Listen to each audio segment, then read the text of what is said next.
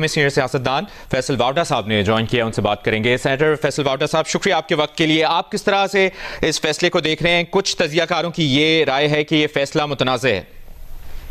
देखिए जी, मैंने तो जब ये केस पुटअप हुआ था 1.5-2 साल पहले, तो मीर साहब के शो पे और शाहजेब साहब के शो पे और दीगर चैनल्स पे बता दिया था कि ये केस का फैसला यही होना है कि इसमें तहरीक इंसाफ को मायूसी होगी, ये सीटें उनको नहीं मिलेंगी, क्योंकि कानूनी तौर पे बहुत ही कमजोर केस था। जिस वक्त ये पुटअप हुआ, जिस तरह इसको लेके चला गया, ये बिल्कुल डे 1 से क्लीन एंड क्लियर चैप्टर था।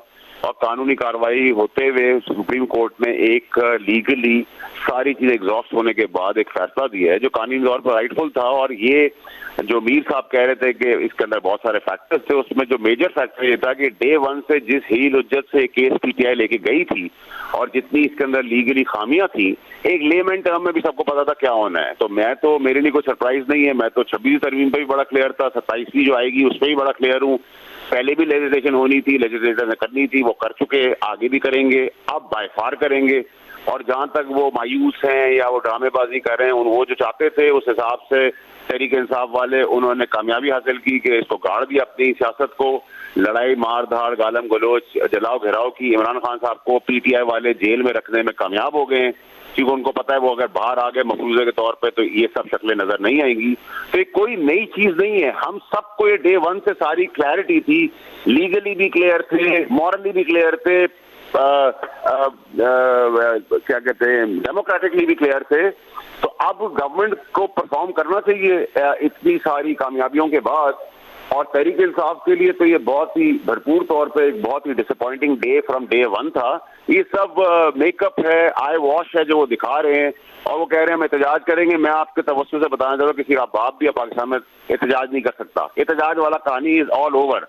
अब पाकिस्तान में प्रोग्रेसिव और प्रोडक्टिव पाकिस्तान की बात होगी, जिसका असबाब और वसीला अल्लाह ताला ने फील्ड मार्शल को बनाया हुआ है। वो कामयाबी ला रहे हैं, हम कामयाबी बटोर रहे हैं, जिसका फायदा हम सब उठा रहे हैं। पाकिस्तानी शान शौकत से सर उठा के जी रहे हैं और वही आगे चलता रहेगा। तो अब ये मार धाड़ और ये सब कहानियां कि हम एहतजाज करेंगे असेंबलियों में भी हमें पता है कि एहतजाज होता है। मैं खुद अपर हाउस का मेंबर हूँ। वो सब एक अंडरस्टैंडिंग से होता है, एक अंडरस्टैंडिंग से बाहर जाते हैं, एक अंडरस्टैंडिंग से सब आते हैं। सब पर्क्स एंड प्रिविलेजेस मीडिया वाले उठा रहे हैं, तनख्वाहें भी ले रहे हैं, ट्रिप्स भी ले रहे हैं। तो ये सब ड्रामा है। सो पॉलिटिक्स रिलेटिवली पाकिस्तान में there is no such politics. But ये जो पॉलिटिक्स है, इस पॉलिटिक्स के अंदर प्रोग्रेसिव पॉलिटिक्स अब होगी। और जो लेजिस्लेटर्स हैं, जिसमें मैं भी हूँ, वो हम डंके की चोट पे पहले भी लेजिस्लेशन पास किए, आज भी करेंगे। अब जरा सुकून और आसानी से कर लेंगे।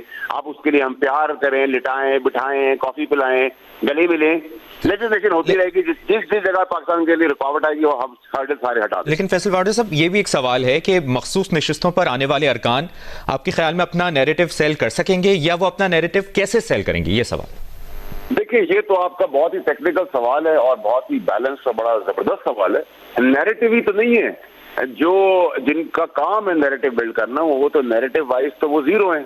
और नैरेटिव के अंदर अगर कोई है सॉलिड, वो पीटीआई के अंदर चेयरमैन इमरान खान साहब जरूर है नैरेटिव के। हमने भी उनका नैरेटिव से हमने भी सीखा है वो नैरेटिव बनाना, इसीलिए हम बड़े बड़ों का नैरेटिव भी तोड़ते हैं। नैरेटिव वाली बात पे तो बात बिल्कुल ठीक है, मैं आपके साथ 500% खड़ा हूँ।